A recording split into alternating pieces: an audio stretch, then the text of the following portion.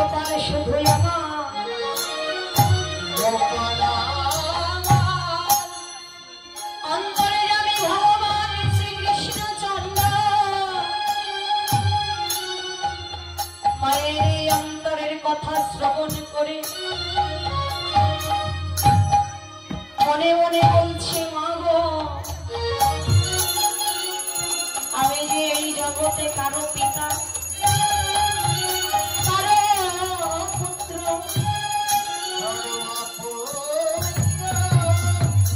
কারো বন্ধু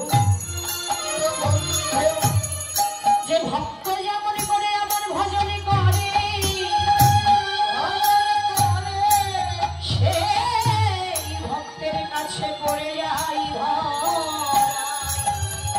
ভক্তের